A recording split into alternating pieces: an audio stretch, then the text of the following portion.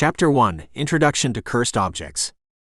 Cursed objects have fascinated and terrified humanity for centuries. These seemingly ordinary items are believed to possess malevolent powers capable of bringing misfortune, illness, or even death to those who come into contact with them. The belief in cursed objects transcends cultures and time periods, appearing in various forms across the globe. From the haunted dolls of modern horror stories to the ancient cursed amulets of antiquity, these artifacts have left an indelible mark on human history and imagination. The concept of cursed objects is deeply rooted in our collective psyche. These objects often become the focal points of folklore and legends, their stories passed down through generations. The fear they invoke is not just about the physical object, but the intangible malevolence believed to be attached to them. This malevolence can be thought of as a lingering spirit, a demonic presence, or a dark energy that brings doom to the unwitting individuals who dare to possess these cursed artifacts. In this book, we will explore some of the most notorious cursed objects in history, delving into their origins, the tales of horror that surround them, and the tragic fates of those who fell victim to their curses. By doing so, we aim to bring to life the real and terrifying power that these objects hold, encouraging readers to believe in the horrors they represent rather than dismiss them as mere superstition. Defining cursed objects.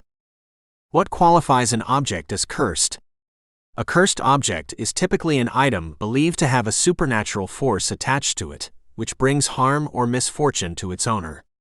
These objects often have a dark history, associated with death, suffering, or malevolent rituals.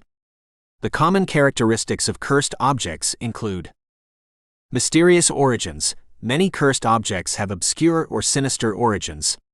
They might have been created or owned by individuals with dark intentions, or they may have been involved in tragic or violent events. Patterns of misfortune. A hallmark of cursed objects is the consistent pattern of misfortune they bring to their owners. This can range from financial ruin and illness to accidents and death. Supernatural manifestations. Owners of cursed objects often report paranormal phenomena, such as strange noises, ghostly apparitions, and inexplicable occurrences. These manifestations are believed to be the work of the malevolent force attached to the object. Difficulty in disposal. Cursed objects are notoriously difficult to get rid of. Attempts to destroy or discard them often fail, with the objects mysteriously returning to their owners or reappearing in unexpected places. Historical beliefs and superstitions. The belief in cursed objects is as old as human civilization itself. Throughout history, various cultures have held strong beliefs in the supernatural powers of certain objects, often attributing both good and evil qualities to them. Ancient Egypt. In ancient Egypt, the concept of curses was deeply intertwined with their burial practices. Pharaohs and nobles were buried with vast amounts of treasures, protected by curses intended to deter grave robbers. The most famous of these is the curse of Tutankhamun's tomb. Discovered in 1922 by Howard Carter, the tomb was rumored to be protected by a curse that brought death to those who disturbed it. While many dismiss these deaths as coincidental, the sudden and mysterious deaths of several members of Carter's team fueled the legend of the curse. Medieval Europe. During the Middle Ages, the belief in cursed objects was prevalent throughout Europe. The practice of witchcraft was widespread, and it was commonly believed that witches could imbue objects with curses to harm their enemies. Talismans and amulets, often associated with protection, could also be cursed to bring about illness or misfortune. The infamous Hand of Glory, a grisly artifact made from the hand of a hanged criminal, was believed to have magical powers that could paralyze anyone in its presence. Indigenous cultures. Indigenous cultures around the world have also held strong beliefs in the power of cursed objects. In many Native American traditions, objects such as masks, totems, and relics were believed to contain the spirits of ancestors or deities. These objects were treated with great reverence and caution, as disturbing them could bring about the wrath of the spirits. Similarly, in African cultures, certain objects used in rituals and ceremonies were believed to hold potent spiritual power, capable of both healing and cursing. Modern times. In modern times, the belief in cursed objects has been perpetuated through literature, films, and popular culture. Haunted dolls, cursed jewelry, and other malevolent artifacts feature prominently in horror stories and movies, keeping the fear of cursed objects alive in the public imagination. Despite advancements in science and rationality, the allure and dread of cursed objects remains strong, demonstrating the enduring power of these ancient superstitions. Embracing the horrors. As you embark on this journey through the world of cursed objects, we encourage you to keep an open mind and embrace the possibility that these objects truly hold malevolent powers. The stories you will read are not just tales of misfortune, but accounts of real people who experience the devastating effects of these curses. Whether you believe in the supernatural or not, the sheer volume of documented cases and the consistency of the patterns of misfortune are difficult to ignore. Chapter 2: The Haunting of Robert the Doll. Robert the Doll is one of the most infamous haunted objects in American history, known for its eerie presence and the disturbing events that surround it. The story of Robert the Doll begins in the early 20th century in Key West, Florida. The doll was given to a young boy named Robert Eugene Otto, who would become the doll's first and most famous owner. Robert Eugene Otto, known as Gene, was the son of wealthy parents who owned a grand Victorian mansion known as the Artist House. The doll was a gift from Gene's grandfather, who purchased it during a trip to Germany in 1904. Made by the Steiff Company, the same toy company that created the first teddy bear, Robert the Doll was originally intended to be a window display. The doll stood about 40 inches tall and was dressed in a sailor suit, likely one of Gene's own childhood outfits. Gene immediately became attached to the doll, giving it his own name, Robert. He treated the doll as a companion, talking to it, playing with it, and even blaming it for mishaps. It wasn't long before the Otto family began to notice strange occurrences involving the doll. Gene's parents would hear him talking to Robert, and while this might have seemed like normal childhood behavior, the responses they claimed to hear in a different voice were not. The doll seemed to hold a sinister influence over Gene, and the line between play and possession began to blur. The curse begins. As Gene grew older, the strange occurrences surrounding Robert the Doll only intensified. The Otto family and their servants reported hearing unexplained footsteps, giggling, and sounds of movement coming from Gene's room, even when he wasn't there. Gene often claimed that Robert was responsible for various misdeeds, such as overturned furniture and destroyed toys. Initially, these claims were dismissed as childish pranks, but as the incidents became more frequent and more severe, the family began to suspect that there might be something more sinister at play. One of the earliest recorded instances of Robert's malevolent influence occurred when Gene was just a child. Gene's parents were awakened one night by his terrified screams. Rushing to his room, they found it in disarray, with furniture overturned and toys scattered everywhere. Gene was cowering in bed, with Robert the Doll sitting at the foot of it.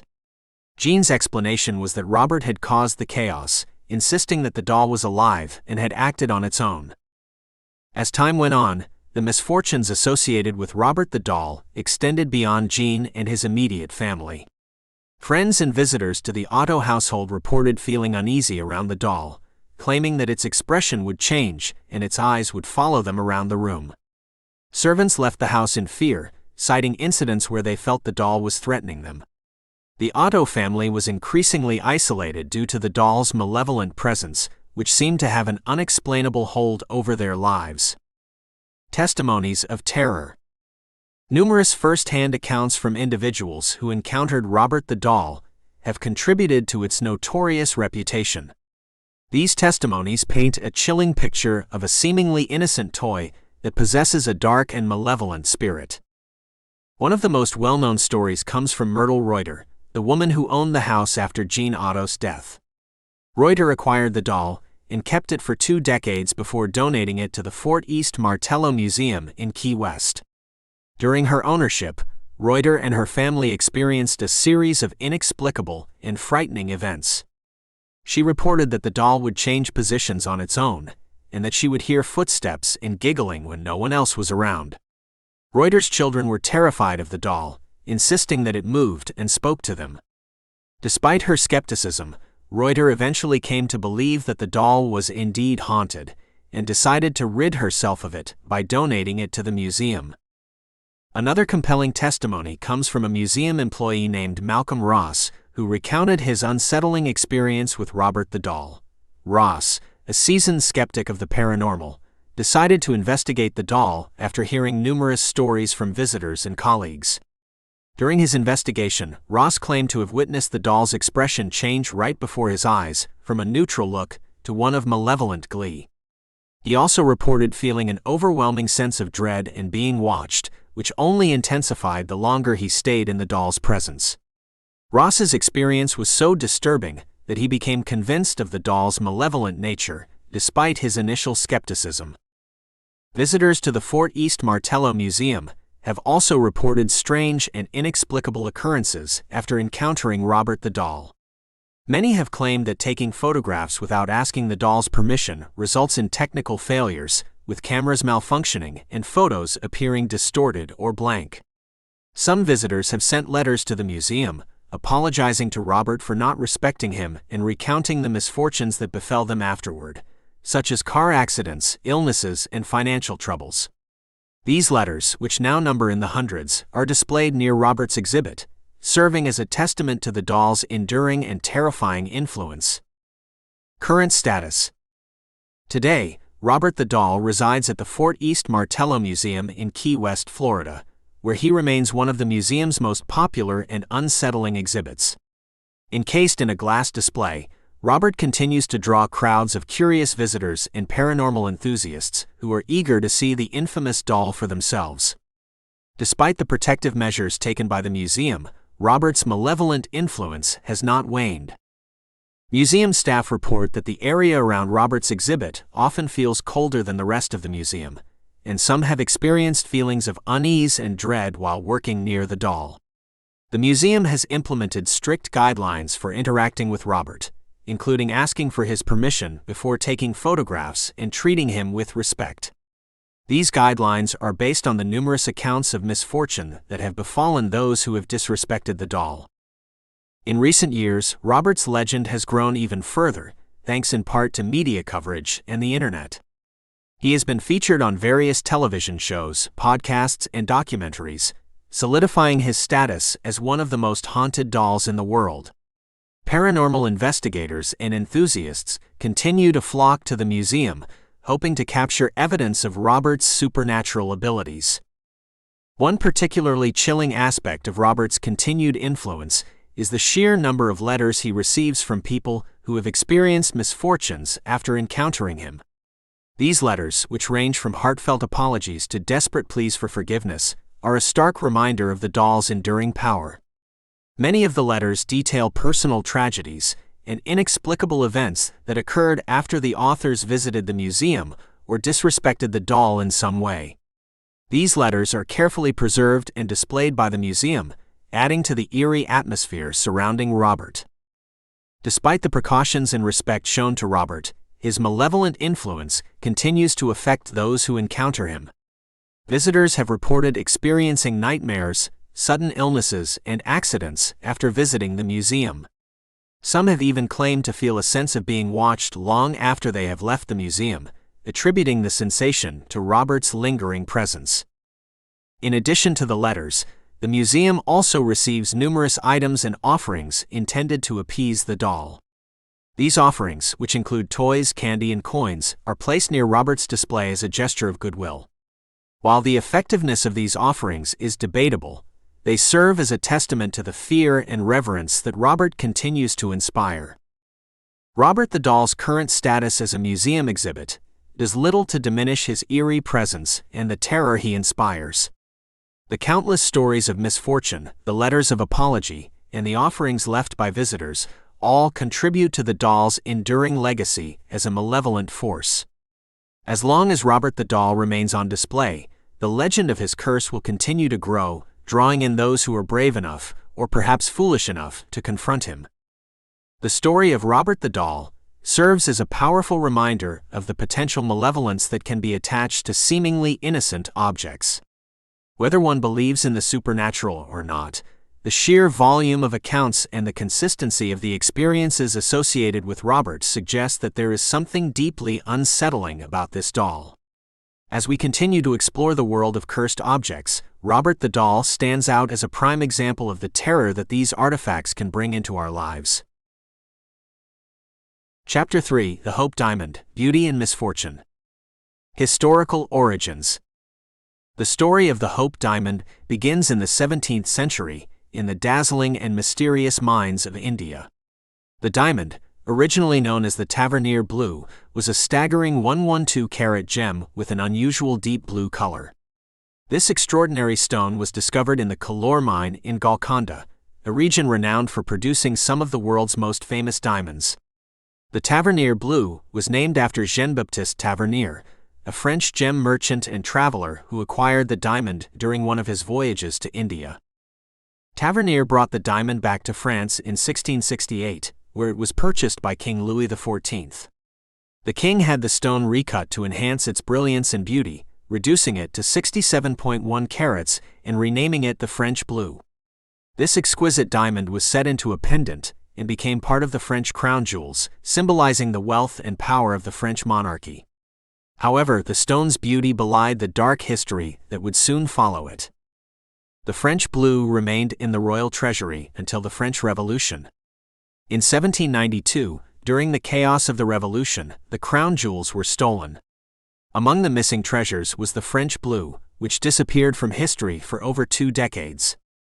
When the diamond resurfaced in 1812, it had been recut into a 45.52-carat gem to disguise its origin, and it eventually became known as the Hope Diamond, named after its next owner, Henry Philip Hope, a London banker and gem collector. Trail of Misfortune. The Hope Diamond's beauty is matched only by the trail of misfortune that follows it. From the moment it was discovered, the diamond seemed to carry a curse, bringing tragedy and ruin to many of its owners. This dark legacy began with Jean-Baptiste Tavernier himself, who reportedly met a grisly end when he was torn apart by wild dogs after selling the diamond to King Louis XIV. While the veracity of this tale is questionable, it set the stage for the diamond's reputation as a cursed object. The diamond's first royal owner, King Louis XIV, experienced his own share of misfortune. Although he reigned for a remarkable 72 years, his later years were marked by personal losses, including the deaths of his son, grandson, and great-grandson. These tragedies left the throne in the hands of his 5-year-old great-grandson, Louis XV. The diamond remained in the royal family, passing to Louis XVI and Marie Antoinette, whose reign ended in the French Revolution.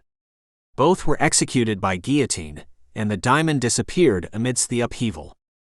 When the diamond reappeared in 1812, it had been acquired by Henry Philip Hope, whose family became associated with the gem's ominous reputation. The Hope family experienced financial difficulties, culminating in the bankruptcy of Henry's great-nephew, Lord Francis Hope, who was forced to sell the diamond to settle his debts. Lord Francis Hope's marriage to the American actress May Yohe also ended in divorce, adding to the diamond's legacy of misfortune. In the early 20th century, the Hope diamond changed hands several times, each transaction seemingly bringing misfortune to its new owner. In 1909, it was sold to a Turkish diamond collector, Abdul Hamid II, who was subsequently overthrown and exiled. The diamond was later purchased by the American jeweler Pierre Cartier, who used its infamous reputation to entice socialite Evelyn Walsh McLean. Despite her initial hesitation, McLean eventually bought the diamond, believing that it would bring her good fortune. Unfortunately, Evelyn Walsh McLean's life was marked by a series of tragic events. Her firstborn son, Vincent, was killed in a car accident at the age of 9. Her daughter, Evie, died of a drug overdose at 25. Her husband, Edward Beale McLean, left her for another woman and was later declared insane. McLean herself was forced to sell her family newspaper, The Washington Post, and died in poverty. Each of these events contributed to the growing legend of the Hope Diamond's curse. Scientific and supernatural explanations. The Hope Diamond's allure is not limited to its storied history of misfortune. It also captivates with its unique scientific properties. The diamond's striking blue color is due to trace amounts of boron within its crystal structure. This rare characteristic, combined with its exceptional size and clarity, makes the Hope Diamond one of the most extraordinary gems in the world. In addition to its natural beauty, the Hope Diamond exhibits a fascinating phenomenon known as phosphorescence. When exposed to ultraviolet light, the diamond emits a brilliant red glow that persists for several minutes after the light source is removed. This eerie afterglow has fueled supernatural interpretations and added to the diamond's mystique. Scientists, however, explain this phosphorescence as a result of the diamond's boron impurities interacting with its crystal lattice, a rare but natural occurrence in blue diamonds. While the scientific community can explain many of the Hope Diamond's physical properties, the supernatural claims surrounding it remain a matter of belief. The notion of the diamond being cursed is rooted in centuries-old superstitions and the human tendency to associate unexplained misfortunes with malevolent forces. The stories of tragedy and ruin that follow the diamond's owners have contributed to the belief in its curse, even if many of these tales are embellished or coincidental. Skeptics argue that the misfortunes associated with the Hope Diamond can be attributed to the psychological impact of owning such a famous and reputedly cursed object. The power of suggestion, combined with the stress of possessing a highly valuable and well-known gem, could lead to a self-fulfilling prophecy of bad luck. Additionally, the financial strain of acquiring and maintaining such an expensive piece could exacerbate existing issues in the lives of its owners. Despite these rational explanations, the supernatural allure of the Hope Diamond persists. Its history is replete with tales of tragedy and mystery, creating a narrative that transcends mere coincidence. Whether one believes in the curse or not, the stories surrounding the Hope Diamond serve as a powerful reminder of the enduring human fascination with the unknown and the inexplicable. Modern-day beliefs. Today, the Hope Diamond is housed in the Smithsonian Institution's National Museum of Natural History in Washington, D.C., where it remains one of the most popular and captivating exhibits. Since its donation by jeweler Harry Winston in 1958, the diamond has drawn millions of visitors, eager to witness its infamous beauty and contemplate its dark history. Despite being ensconced in the safety of a museum, the legend of the Hope Diamond's curse continues to intrigue and terrify. Modern-day beliefs about the diamond reflect a blend of historical superstition, scientific curiosity, and cultural fascination with the macabre. The Smithsonian has capitalized on this intrigue by prominently featuring the diamond in exhibitions and educational materials, often highlighting both its scientific significance and its legendary curse. One aspect of the Hope Diamond's modern-day allure is its continued appearance in popular culture. The diamond has been the subject of numerous books, documentaries, and television programs, all of which explore its storied past and alleged supernatural properties. For instance, the diamond has appeared in fictional works such as the animated film Titanic, The Legend Goes On, and as inspiration for the heart of the ocean in James Cameron's Titanic. These cultural representations have helped perpetuate the diamond's mystique, ensuring that its legend endures. The Hope Diamond has also been a topic of interest for paranormal investigators and enthusiasts. Many believe that the curse is real, and that the diamond possesses an energy that can influence those who come into contact with it. This belief is supported by anecdotal evidence from museum staff and visitors, who have reported feelings of unease, chills, and even ghostly apparitions near the diamond's display. While such claims are difficult to substantiate, they add to the diamond's reputation as a haunted and cursed object.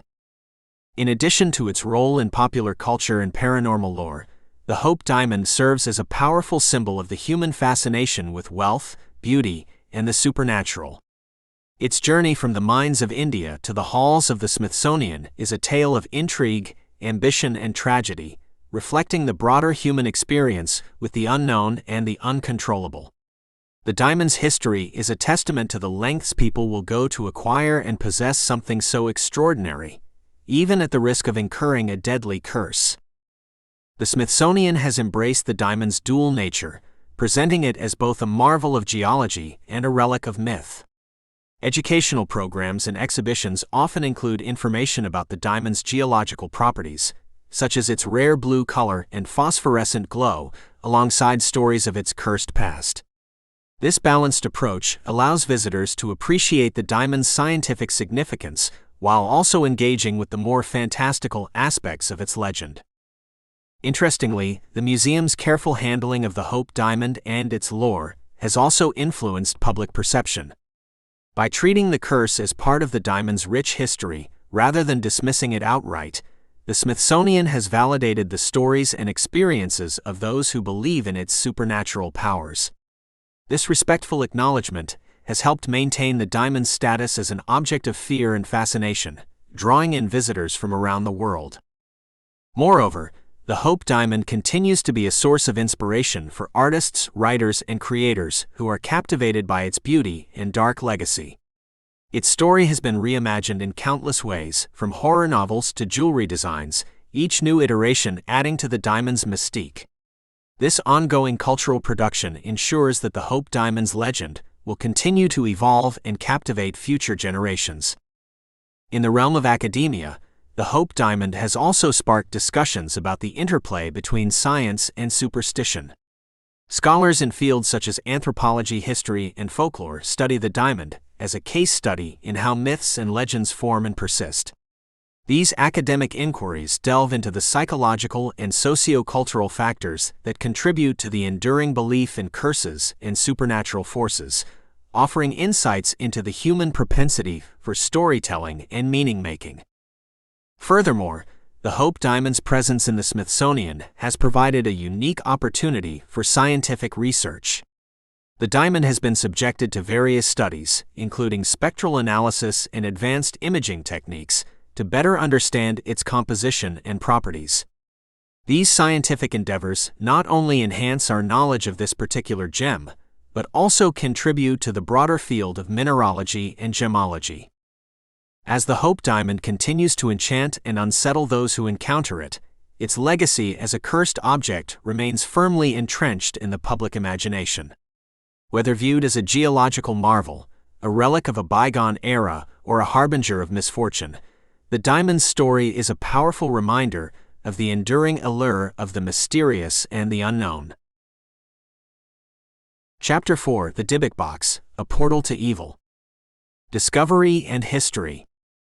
The Diic Box is one of the most notorious haunted objects in modern folklore, its dark reputation rooted in ancient Jewish mythology.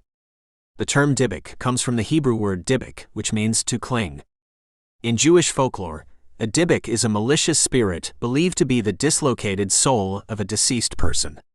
This spirit, unable to move on to the afterlife, attaches itself to a living person or an object, causing harm and misfortune. The story of the Diic Box began in 2001 when Kevin Manis, an antiques dealer from Portland, Oregon, stumbled upon an old wine cabinet at a yard sale. The cabinet was among the belongings of a deceased Holocaust survivor named Havela, who had immigrated to the United States after World War II. Havela's granddaughter sold the cabinet to Manis, along with a note warning that it should never be opened. Intrigued by the mysterious object and its backstory, Manis took the cabinet back to his shop. He soon discovered that the Diic Box contained several unusual items: 2 1920s pennies, a lock of blonde hair bound with string, a lock of dark hair bound with string, a small statue engraved with the Hebrew word shalom, a dried rosebud, a single candle holder, and a small wine goblet. These items seemed innocuous, but their presence within the box hinted at a deeper, more sinister purpose. According to Jewish tradition, such a box could be used in rituals to trap a Diic and prevent it from causing harm. The box, sealed with the intent of containing the malevolent spirit, was never meant to be opened. Manis, unaware of the potential consequences, decided to disregard the warning and opened the box, unwittingly releasing the dark force contained within. The haunting begins. Almost immediately after opening the Diic Box, Kevin Manis began experiencing a series of disturbing and inexplicable events. He reported strange odors permeating his shop, such as the scent of jasmine flowers and cat urine. Manis and his employees began to suffer from terrifying nightmares, often involving a malevolent figure. One night, Manis fell asleep in his office and awoke to find his eyes had turned bloodshot, and he was unable to move for several minutes, feeling an oppressive weight on his chest. Manus's mother, who visited his shop and the box on his birthday, suffered a stroke shortly after. While she survived, the incident only added to the growing fear surrounding the box. Disturbed by these occurrences, Manus decided to give the box to his girlfriend, but she quickly returned it, claiming it had an evil presence. Manus tried to sell the box at a yard sale, but it inexplicably found its way back to his shop. Desperate to rid himself of the cursed item, Manus sold the Diic Box on eBay, providing a detailed account of his experiences and the box's history. The box eventually came into the possession of a student named Josef Nitske, who also reported a series of paranormal activities. Nitske experienced hair loss, severe insomnia, and strange health issues. He witnessed shadowy figures and heard disembodied voices. His house was plagued by the smell of ammonia, and electronics malfunctioned frequently. Nitske, like Manus, decided to pass on the box, selling it to Jason Haxton, the director of a medical museum in Missouri. Haxton conducted his own research into the box and experienced similar disturbances, including strange smells, health problems, and the feeling of being physically attacked by an unseen force. Haxton became convinced that the box was indeed a vessel for a Diic, and sought the help of rabbis to seal it properly. Public attention. The Diic Box gained widespread public attention after Jason Haxton acquired it and shared his experiences. The story caught the interest of the media, paranormal enthusiasts, and researchers, leading to numerous articles, documentaries, and television segments about the mysterious and haunted artifact. One of the most significant boosts to the box's notoriety came in 2012, when the story was adapted into the horror film The Possession, directed by Ole Bornedal and produced by Sam Raimi. The film's plot revolves around a family that unwittingly purchases a haunted box containing a Diic, leading to terrifying consequences. Although the film took creative liberties, it helped cement the Diic Box's status as a modern legend. The Diic Box's notoriety attracted the attention of paranormal investigators and researchers who sought to uncover the truth behind its eerie reputation. Numerous investigations were conducted, including those by well-known figures in the paranormal community, such as Zach Bagans, host of the television show Ghost Adventures. Bagans featured the Diic Box in an episode of his show, where he and his team conducted a series of experiments to test its alleged supernatural properties. During the investigation, Bagans and his team reported experiencing a range of disturbing phenomena, including sudden feelings of dread, unexplained noises, and equipment malfunctions. Bagans himself claimed to feel an oppressive energy emanating from the box, leading him to believe that it was indeed haunted by a malevolent spirit. The episode garnered significant attention and further fueled public fascination with the Diic Box. In addition to media coverage and investigations, the Diic Box inspired numerous discussions and debates within the paranormal community. Skeptics argued that the stories surrounding the box were exaggerated or fabricated, pointing to the lack of scientific evidence supporting the existence of Diics and other supernatural entities. However, believers maintained that the consistent reports of strange occurrences and misfortune associated with the box could not be easily dismissed. Ongoing mysteries. Despite numerous investigations and extensive media coverage, the Diic Box remains shrouded in mystery. Its current status and the lingering questions surrounding it continue to captivate and terrify those who learn about its dark history. After his harrowing experiences with the box, Jason Haxton sought to neutralize its malevolent influence. He consulted with rabbis and other religious experts who performed rituals to reseal the Diic within the box. Haxton then placed the box in a secure location, hoping to prevent further harm. However, the exact location of the box remained a closely guarded secret, adding to its mystique. In 2016, Zach Bagans, the paranormal investigator and host of Ghost Adventures, purchased the Diic Box from Haxton for his haunted museum in Las Vegas. Bagans believed that the box would be a fitting addition to his collection of haunted objects, which includes items with notorious reputations for causing paranormal activity.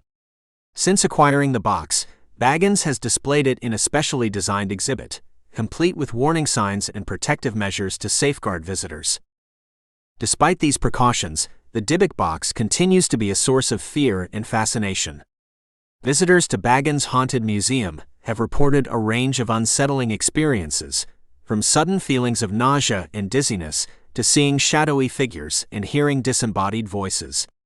Some visitors claim to have felt an overwhelming sense of dread or an inexplicable urge to flee the exhibit. These accounts contribute to the ongoing belief that the box harbors a malevolent force. The Diic Box also continues to inspire debate and speculation within the paranormal community. Some researchers suggest that the box's influence may extend beyond its immediate surroundings, affecting those who learn about its history or view images of it online. This phenomenon, known as remote haunting, posits that the Diic's malevolent energy can transcend physical boundaries, reaching out to individuals who become entangled in its story.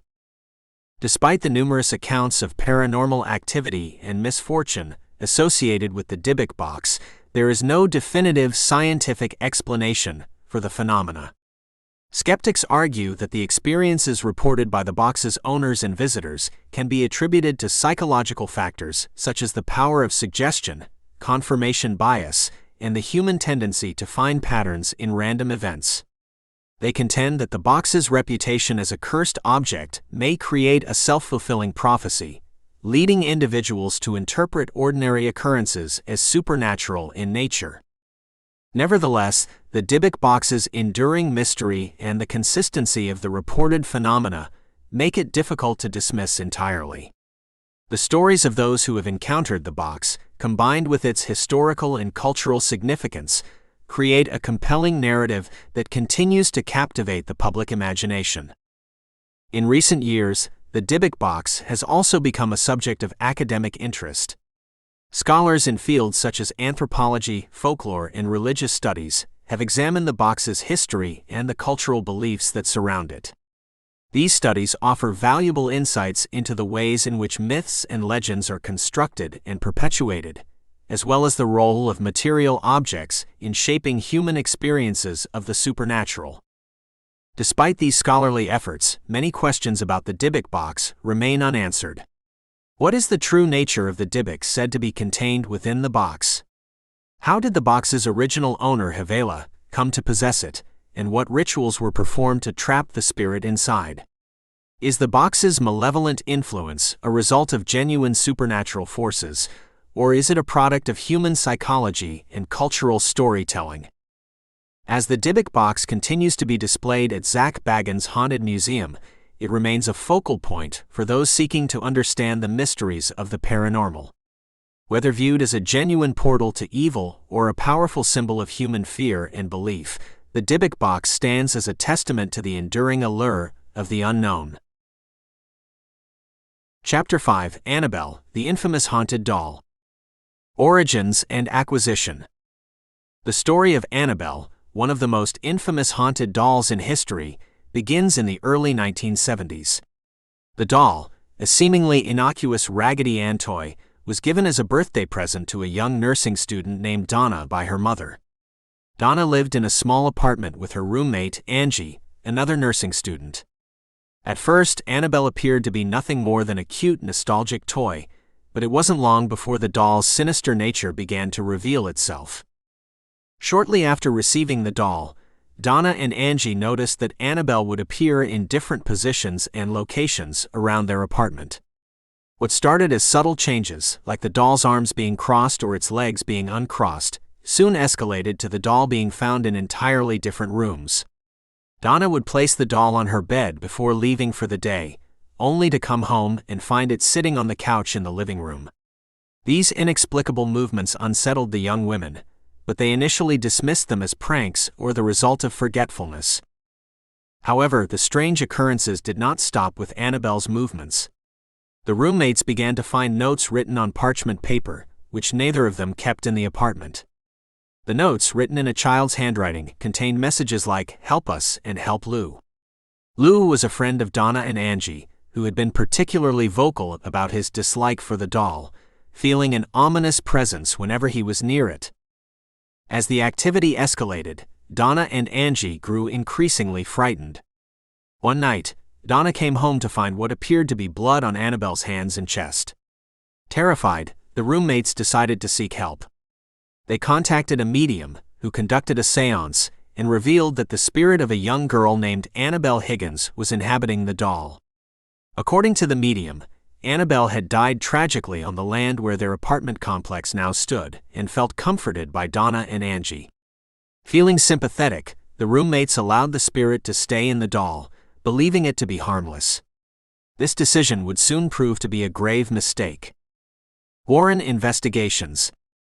The terrifying experiences continued to escalate, prompting Donna and Angie to seek further assistance. They turned to Ed and Lorraine Warren, renowned paranormal investigators who had gained fame for their work in cases of hauntings and demonic possessions. The Warrens visited the apartment and immediately sensed a malevolent presence. Ed and Lorraine Warren conducted their own investigation and concluded that the spirit inhabiting the doll was not a young girl, but rather an inhuman demonic entity. They explained that the spirit had used the guise of a harmless child to gain the roommates' trust, with the ultimate goal of possessing one of them.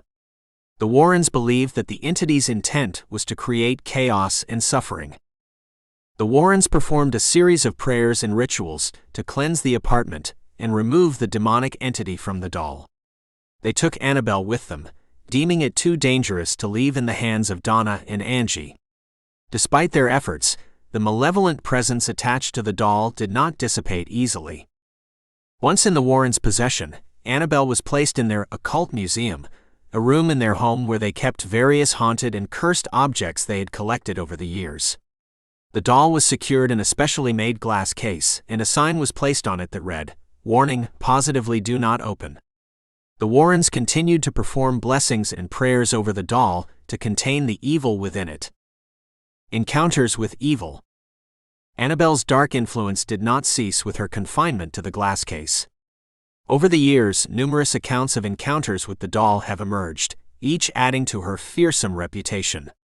One of the most notable incidents involved a young couple who visited the Warrens' occult museum. During their visit, the young man, skeptical of the doll's alleged powers, taunted Annabelle by tapping on the glass case and daring the doll to do its worst. Ed Warren, who was present at the time, warned the young man of the dangers of provoking the entity. Ignoring the warning, the couple left the museum, laughing off the experience. Tragically, their journey home ended in a fatal motorcycle accident. The young man lost control of the bike and crashed into a tree, killing him instantly. His girlfriend survived but was hospitalized for several months. According to her account, just before the accident, they had been laughing about the doll, reinforcing the Warrens' belief in Annabelle's malevolent powers. Another chilling account involves a priest who visited the Warrens and expressed his disbelief in the doll's abilities. According to Lorraine Warren, the priest picked up Annabelle and dismissed her as nothing more than a harmless toy. On his way home, the priest's car brakes failed, causing a serious accident. Although he survived, the priest later confessed to Lorraine that he had seen Annabelle in his rearview mirror just before the crash, her eyes seemingly taunting him. There are also numerous accounts from museum visitors who have experienced strange phenomena after seeing Annabelle. Some report feeling an overwhelming sense of dread or nausea while near the doll. Others claim to have seen Annabelle's eyes follow them, or to have heard disembodied voices warning them to stay away. These reports have only added to the doll's fearsome reputation and have convinced many of her supernatural abilities. Present-day status. Today, Annabelle remains one of the most infamous and feared objects in the Warrens' occult museum, which is now managed by the Warrens' son-in-law, Tony Spera. The doll continues to be kept in her glass case, with regular blessings performed to keep the malevolent entity contained. The museum itself has become a site of pilgrimage for paranormal enthusiasts, researchers, and curious visitors, all drawn by the chilling stories of the haunted objects within, especially Annabelle. The legend of Annabelle has also been popularized through various media, most notably the Conjuring film series and its spin-offs, which depict the doll as a central figure in the Warrens' investigations. While the films take creative liberties with the story, they have nonetheless contributed to the doll's notoriety and have introduced her to a new generation of horror fans. Despite being confined to a glass case, Annabelle's influence is still felt by those who come into contact with her.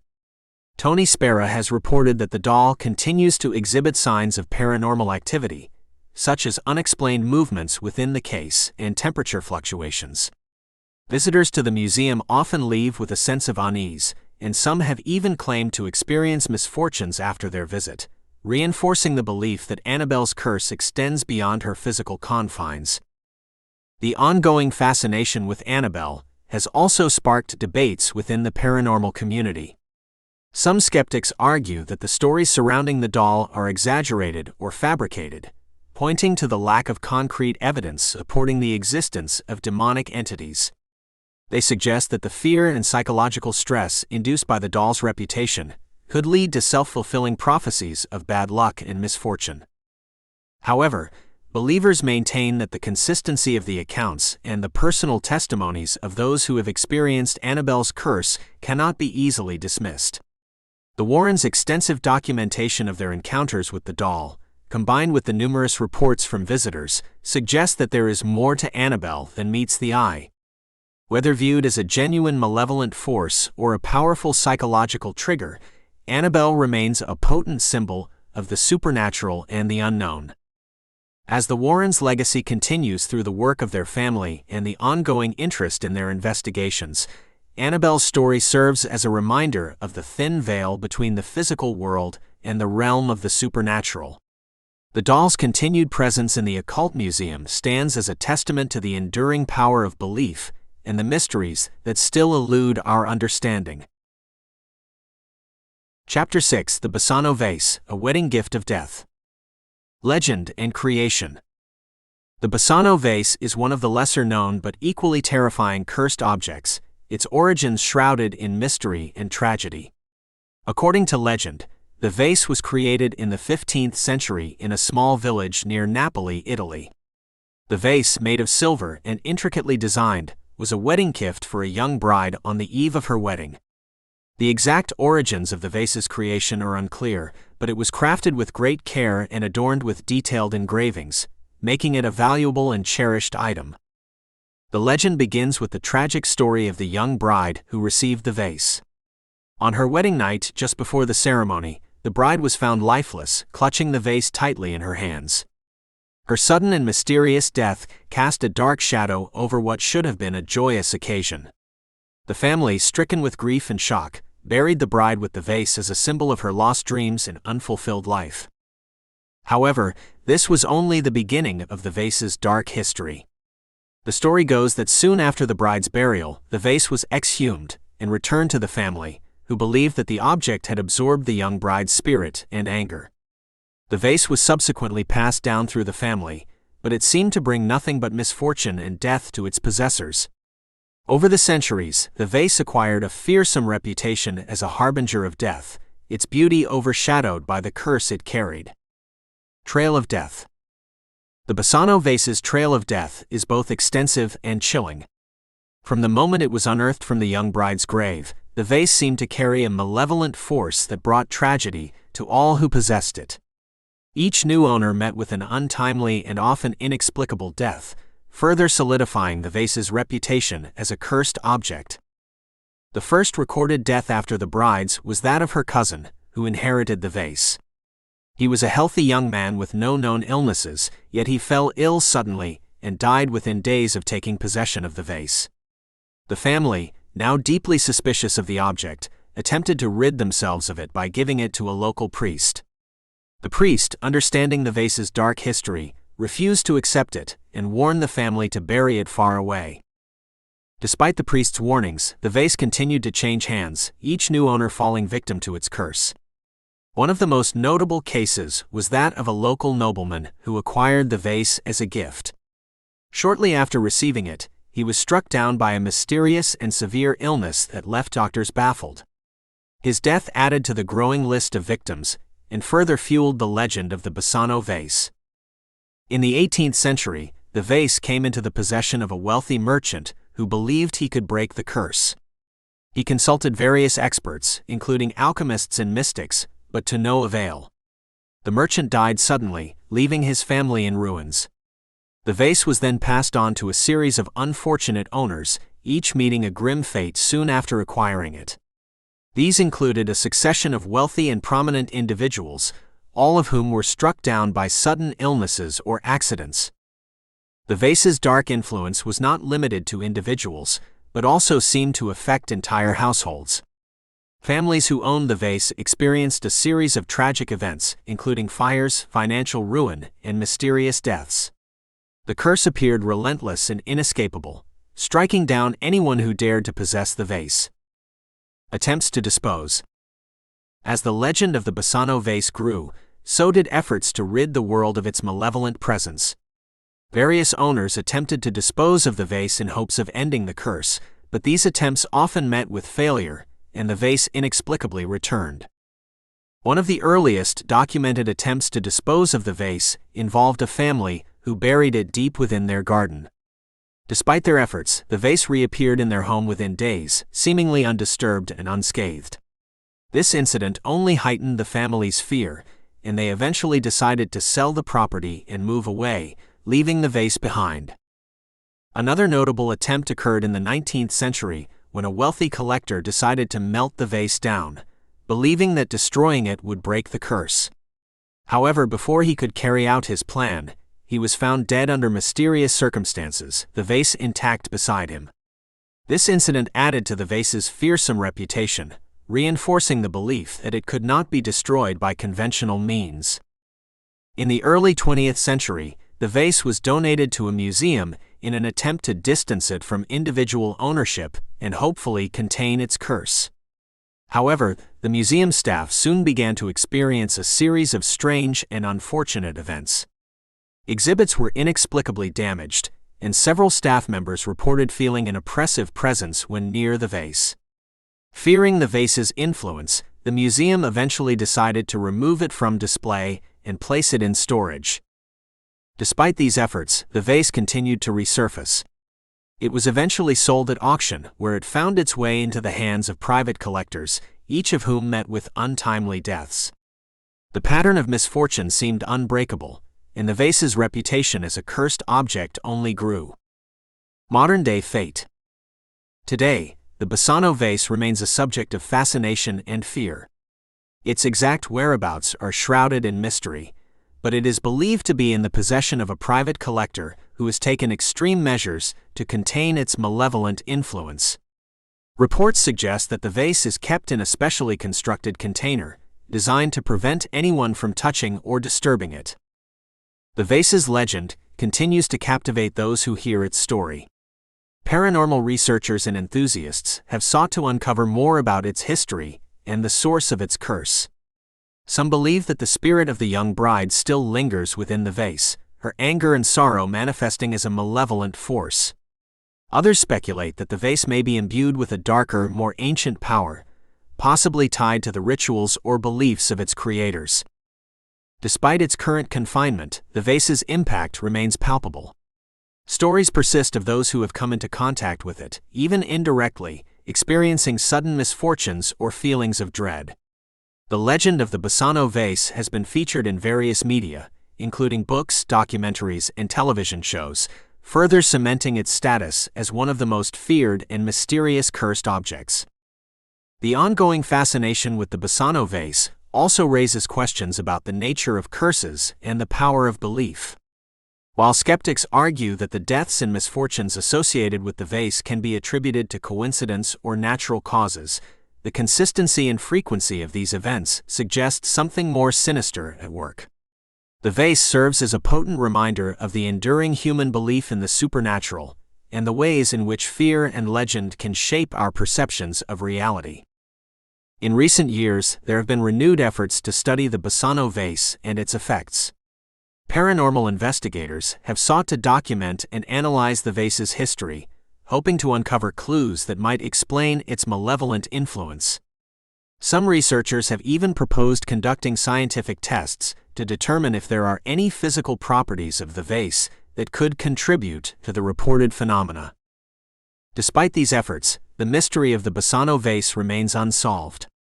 Its dark legacy continues to intrigue and terrify those who hear its story, serving as a testament to the power of legend and the enduring allure of the unknown. Whether viewed as a genuine cursed object or a powerful symbol of human fear, the Basano Vase stands as a chilling reminder of the potential dangers that can lurk within even the most beautiful and seemingly innocuous objects. Chapter 7: Lesser Known but Equally Terrifying Cursed Objects. Introduction to Lesser Known Artifacts. Throughout history, stories of cursed objects have captivated and terrified people across the world. While some cursed artifacts, like the Hope Diamond or Annabelle the doll, have gained significant notoriety, there are many lesser-known objects that have left a trail of misfortune in their wake. These objects, often shrouded in legend and mystery, continue to inspire fear and fascination. In this chapter, we will explore a selection of these lesser-known cursed objects, each with its own chilling history and unsettling influence on those who come into contact with them. The Blarney Stone. The Blarney Stone, located at Blarney Castle in County Cork, Ireland, is one of the most famous stones in the world. According to legend, kissing the Blarney Stone bestows the gift of eloquence and persuasive speech. Every year, thousands of visitors climb to the top of the castle to kiss the stone, hoping to gain its fabled powers. However, there is a lesser-known and more sinister aspect to the Blarney Stone: the misfortunes that befall those who attempt to take pieces of it as souvenirs. The origins of the Blarney Stone's curse are unclear, but it is widely believed that removing even the smallest piece of the stone brings bad luck. Over the years, numerous tourists have succumbed to the temptation of taking a piece of the stone, only to experience a series of unfortunate events. These incidents have ranged from minor misfortunes, such as losing valuable items or experiencing travel delays, to more serious consequences like accidents, illnesses, and financial ruin. The staff at Blarney Castle have reported receiving countless letters and packages from individuals who have taken pieces of the stone and subsequently experienced bad luck. These letters often include heartfelt apologies and pleas for the stone fragments to be returned in the hope of lifting the curse. The packages containing the stolen pieces are carefully reattached to the stone or placed in the castle grounds, ensuring that the curse is not perpetuated. Despite the warnings and the numerous stories of misfortune, the allure of the Blarney Stone remains strong. Visitors continue to flock to the castle, eager to kiss the stone and gain its legendary powers. For most, the experience is harmless, but for those who attempt to take a piece of the stone, the curse serves as a potent reminder of the potential dangers of tampering with ancient legends. The Myrtles Plantation Mirror. The Myrtles Plantation, located in St. Francisville, Louisiana, is considered one of the most haunted homes in America. Built in 1796, the plantation has a long and dark history, marked by numerous deaths and paranormal activity. Among the many haunted objects within the plantation, one of the most notorious is a large mirror located in the main hallway. According to legend, the mirror holds the spirits of Sarah Woodruff and her 2 children, who were allegedly poisoned by a slave named Chloe. The story goes that Chloe, seeking revenge for being punished, baked a cake containing poisonous oleander leaves, which led to the deaths of Sarah and her children. It is said that their spirits became trapped in the mirror because it was not covered after their deaths, as was the tradition. Visitors to the Myrtles Plantation have reported seeing strange figures and faces within the mirror, as well as handprints that appear and disappear without explanation. Some have claimed to see the reflection of a woman believed to be Sarah Woodruff, dressed in period clothing, standing behind them or beside them in the mirror. Others have felt cold spots and experienced sudden chills when near the mirror. In addition to these ghostly sightings, the mirror has been the source of numerous unsettling incidents. Visitors have reported feeling an overwhelming sense of dread and unease when standing in front of it. Some have even claimed to hear whispers and faint cries emanating from the mirror. These experiences have cemented the mirror's reputation as one of the most haunted objects in the Myrtles Plantation. Despite these eerie occurrences, the mirror remains a prominent feature of the plantation, drawing curious visitors who are eager to experience its paranormal phenomena. The staff at the Myrtles Plantation take care to maintain the mirror and preserve its history, while also respecting the spirits believed to be trapped within it.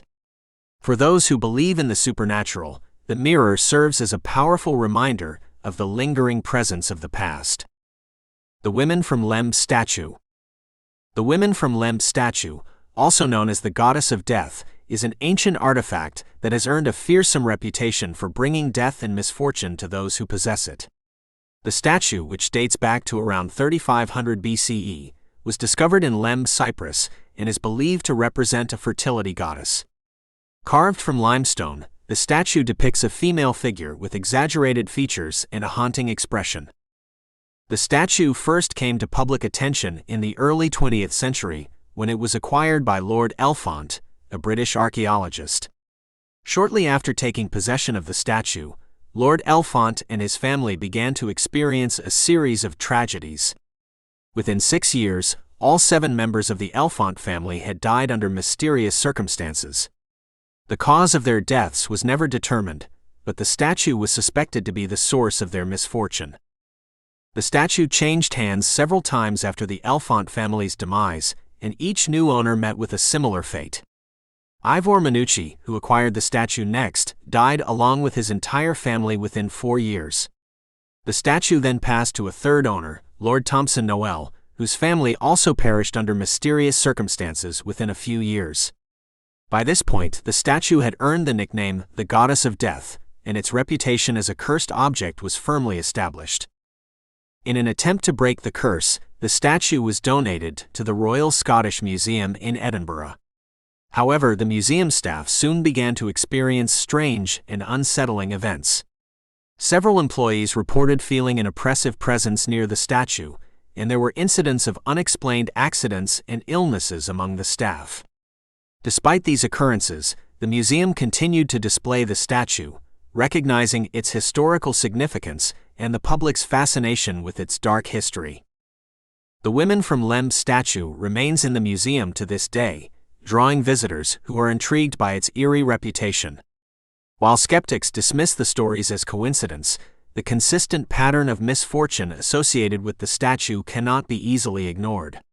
For many, the statue stands as a chilling reminder of the potential dangers of ancient artifacts and the mysterious forces they may harbor. Concluding thoughts. The stories of these lesser-known cursed objects, from the Blarney stone to the Women from Lem's statue, illustrate the pervasive belief in the supernatural and the power of curses. These objects, often shrouded in legend and mystery, continue to captivate and terrify those who come into contact with them. Whether one believes in the paranormal or views these stories as mere folklore, the impact of these cursed artifacts on the lives of their owners cannot be denied. The allure of cursed objects lies in their ability to evoke a sense of the unknown and the unexplained. They remind us that there are still mysteries in the world that defy rational explanation, and they challenge our understanding of reality. The stories of misfortune and death associated with these objects serve as cautionary tales, warning us of the potential consequences of tampering with forces beyond our comprehension. As we explore the history and legends of these cursed artifacts, it is important to approach them with both curiosity and respect. While skepticism is a natural response, the consistent patterns of misfortune and the personal testimonies of those affected by these objects suggest that there may be more to these stories than mere coincidence. The belief in cursed objects, whether rooted in superstition or reality, continues to shape our perceptions and experiences of the world around us. In the end, the tales of the Blarney stone, the Myrtles Plantation mirror, and the Women from Lem's statue remind us of the enduring power of legend and the human fascination with the supernatural. These objects, steeped in history and mystery, continue to captivate our imaginations and evoke a sense of awe and fear.